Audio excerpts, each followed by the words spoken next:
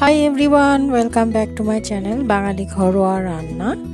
আজকে আমরা খুদে ভাত অথবা বউ ভাত রান্না করব। এর জন্য আমি 3 কাপ খুদের চাল নিয়ে নিয়েছি। এটা আমরা নর্মাল রেগুলার যে চাল খাই সেই চালের ভাঙা অংশটা। আপনারা চাইলে যে কোনো চালেরটাই নিতে পারেন। এখানে আমি 500 গ্রামের মতো সিচি শাকটা নিয়েছি। আপনারা এখানে পছন্দ মতো যে কোনো শাক ব্যবহার করতে পারেন। বড় একটা পেঁয়াজ এভাবে কুচি করে নিয়েছি, সাথে নিয়েছি 2টা তেজপাতা। এখানে আমি জিরা বাটা নিয়েছি 1 চা চামচ, আদা বাটা 1/2 চা চামচ, রসুন এবং পেঁয়াজ বাটা 1.5 চা চামচ, 10-12টা কাঁচামরিচ কেটে নিয়েছি, 1/2 চা চামচ হলুদ গুঁড়ি, স্বাদমতো লবণ। এখন একটা প্যানে আমি এখানে পরিমাণ মতো তেল দিয়ে দিচ্ছি। আর এখানে আমরা পেঁয়াজ এবং তেজপাতা দিয়ে দিচ্ছি। দিয়ে এখন এটাকে আমরা একটু হালকা ভেজে নিব।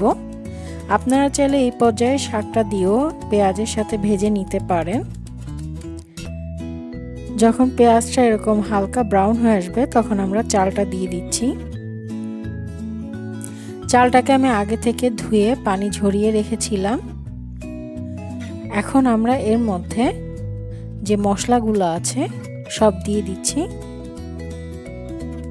মশলাগুলো দিয়ে চালটাকে খুব ভালো করে ভাজা ভাজা করতে হবে, তাহলে খুদে ভাতটা কিন্তু টেস্ট হবে। খুব ভালো করে নেড়েচেড়ে মিশিয়ে নিব।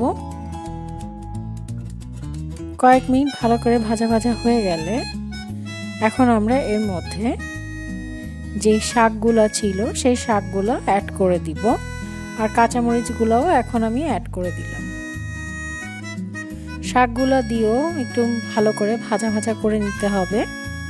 ভালো করে ভাজা ভাজা হয়ে গেলে এখন এর মধ্যে আমি হালকা গরম পানি দিয়ে দিচ্ছি। 5.5 কাপ অ্যাড করে দিলাম। দিয়ে এখন আমি ঢাকনা দিয়ে ঢেকে দিব এবং চুলার জালটা হাই হিটে রাখবো।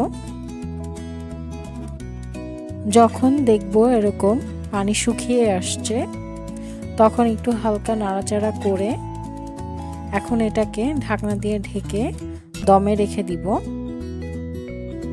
আর আমরা এই পর্যায়ে এর মধ্যে পেঁয়াজ বেরেস্তা দিয়ে দিব। পেঁয়াজ বেরেস্তাটা দেওয়ার চেষ্টা করবেন, তাহলে এটা টেস্ট হয়। পেঁয়াজ বেরেস্তা দিয়ে একটু নাড়াচাড়া করে মিশিয়ে আমি এটাকে দমে রেখে দিব 10 মিনিটের জন্য। তারপরে সার্ভ করে নিব। আজকে আমরা এটা ডিম ভাজি, পেঁয়াজ এবং আমের আচারের সালাদ দিয়ে সার্ভ করেছি।